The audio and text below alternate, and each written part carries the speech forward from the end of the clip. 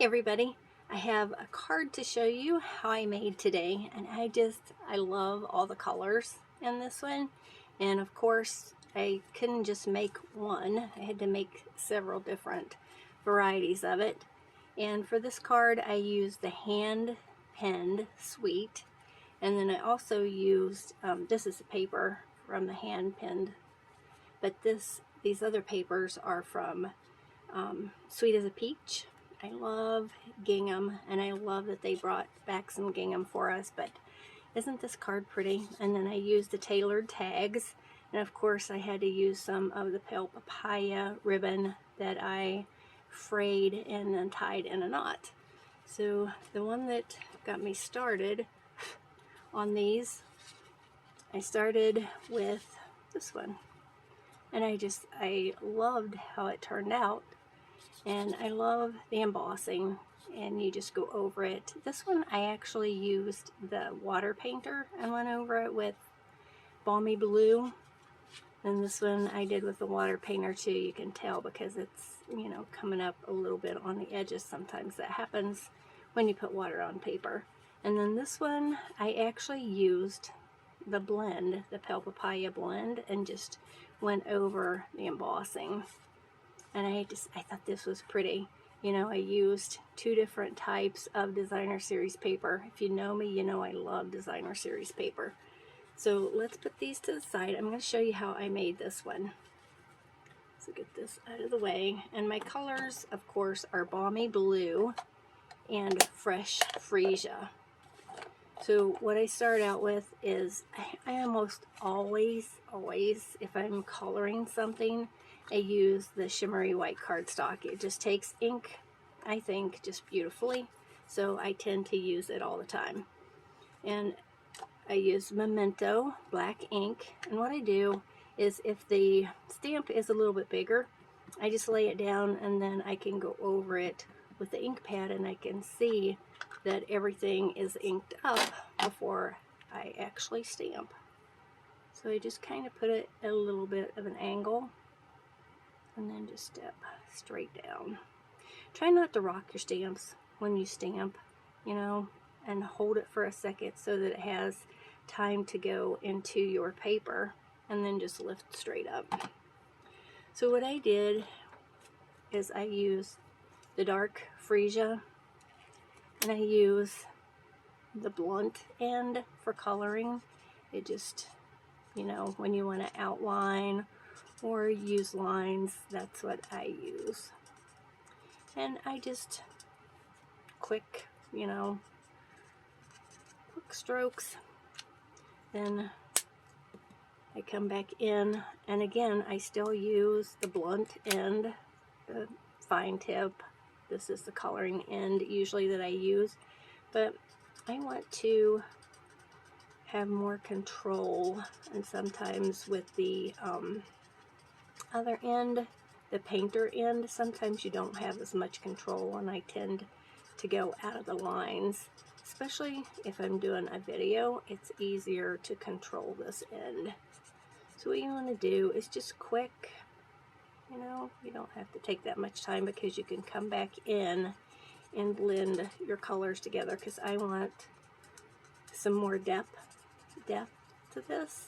And you just color it in, and then come back in with your dark again and just add some more color. And I like it in the center, up from the bottom of the flower. And however you like it. With the blending pens, it's just so easy to color and get just such pretty results. With the markers, it's hard to get the definition, because they're so dark. I like them, the Stampin' Up! Markers, I like to use them for the stamp, coloring on your stamp with them, and for flicking and just all kinds of other things. But use the right tools for what you're doing, and it just makes it easier. So then just come in with the dark Granny Apple Green, and again I just like to go over the lines, and I tend to just go towards the bottom. Then I come in with the light, and this is what you can color the stem with. And even if you go out of the lines a little bit, it still looks great, you know. And then just color in your leaves.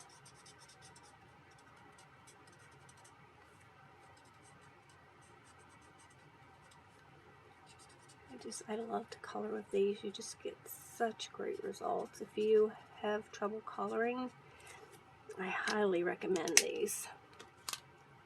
So then of course you see that I have embossing on this. So what you want to do, I'm going to move everything out of the way so I can bring in my big shot, because it takes, not my big shot, sorry, that was the old one. This is the cut and emboss machine. So what I'm going to do is I'm going to bring it in. Just swing around here and get it.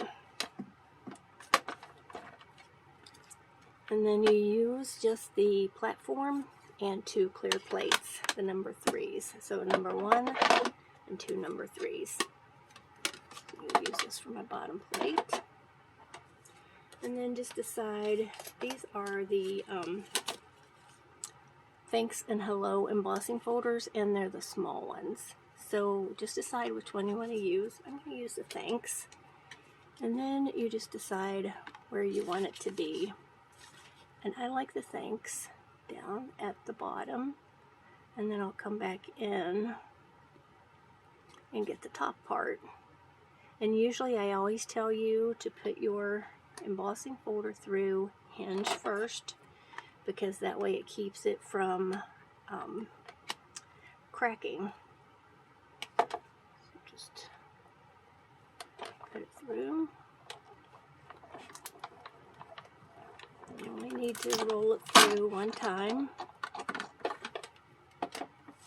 And what you want to do is you want to bring it back and then decide what you want on the top part of it. So I think, make sure you don't go over the words unless you go right back in the same spot over them. So then you want to bring this back, put the lid on it or the other clear plate, and crank it back through.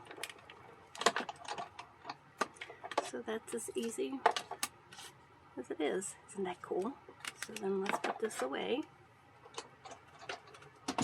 Good thing my craft room's small. I can just swing around and get rid of it. So then you want to bring in your blending brushes, and I love these. And I just designate one brush to blue, green, purple, you know, whatever colors you tend to use the most. That's what you want to do. And just, you know, keep them for those colors. So I want the balmy blue. Just load up your brush. And then I usually go a little bit off so I don't get big blotches.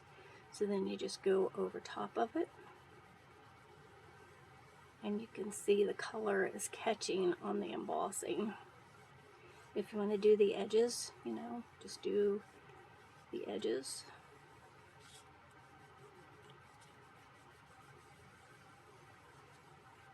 Isn't that cool? I think this is so neat. Such a great way to get some texture into your art piece. So I think that's plenty. You know, however dark you want it, it's your choice. So I already cut my pieces.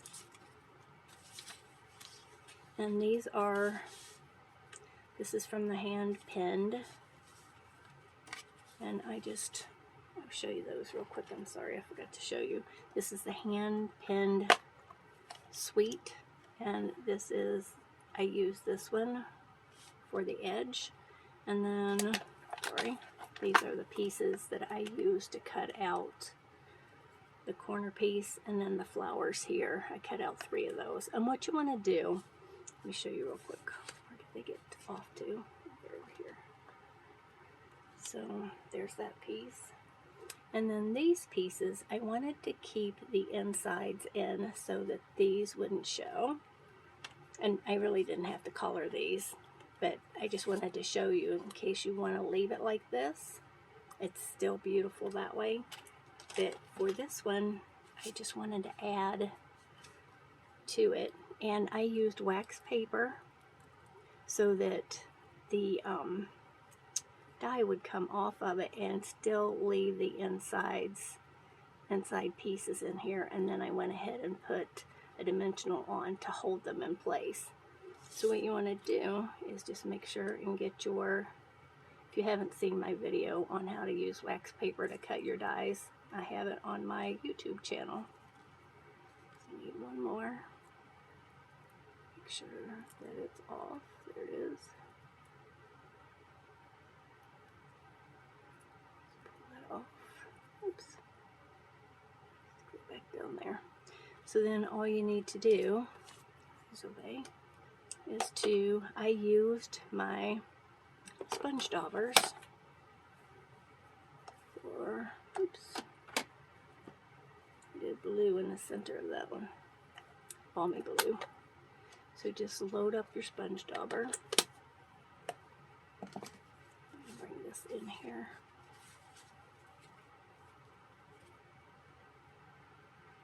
Just do the centers like this.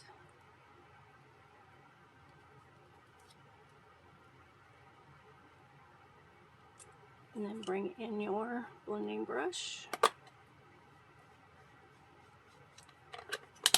Load it up and just do the edges.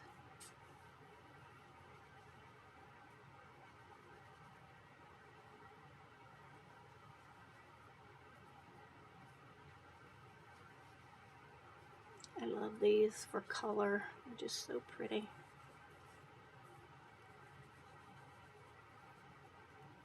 Make them as dark as you want. Just keep, you don't have to put a whole lot of pressure on these brushes. They do the work for you.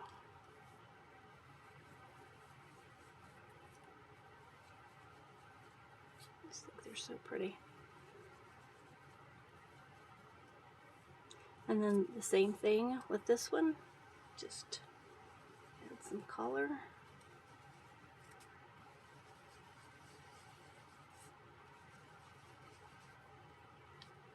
You can actually put some color on your leaves with the granny apple green. So just on the edges. Go. And then let's get some of the balmy blue. I like to catch these two outside flowers here with the blue. And come back, maybe this one too. You know, there's no real rhyme or reason to it, just however you like them to look. So then let's put these to the side and put our card together. So what I did is I cut a piece of this balmy blue at 1 inch by 5.5, and we'll just glue it down. I just think it adds, you know, and then it pulls in that balmy blue.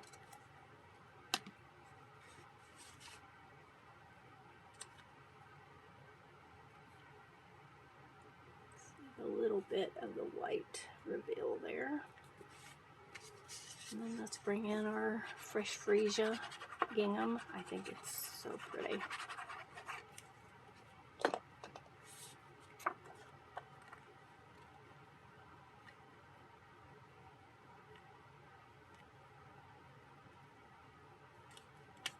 Just a tiny bit of that showing. There we go. So then we'll take this, and it really doesn't take a whole lot to hold it down. Like I said, I tried to keep the pieces in here so that you'd have something to glue on to. Less is more with this glue. The least you can use, the better.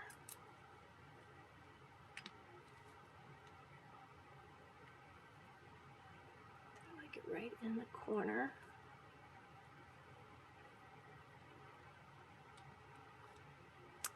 Down, add this piece, our art piece, and like I said, it would be just as pretty like this, but you know, I couldn't leave it alone. I had to add more.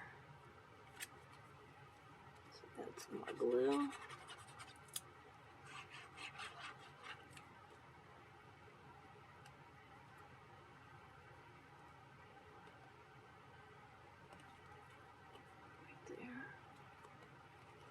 And then just peel off the adhesive liner.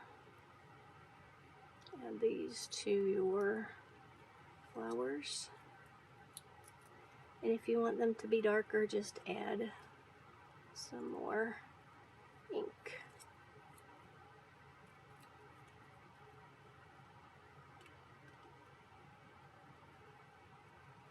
Okay. That's pretty. I love it. So this, I used the white twine for the ribbon here, and what you want to do is just take and three links, and I just eyeball it. Usually I don't measure, and then just tie it, pull it, fiddle around with it a little bit until you get it the size you want, and then just trim it.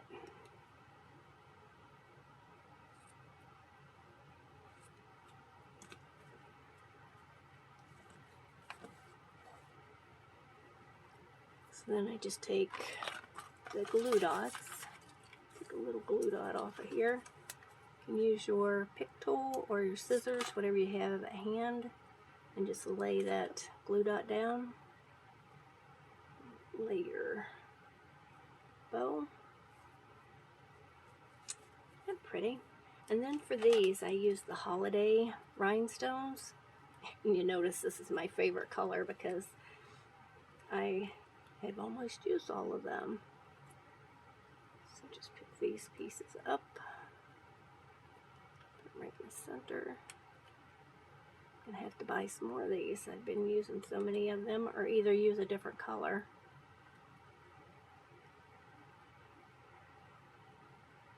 Let's put it right there. Okay, beautiful. I love it. So let me know what you think. Leave me a comment. Subscribe to my YouTube channel. I'm gonna do a blog post, so I'll have all of my cards on there where you can see them up close. So hope you enjoy it. Bye bye.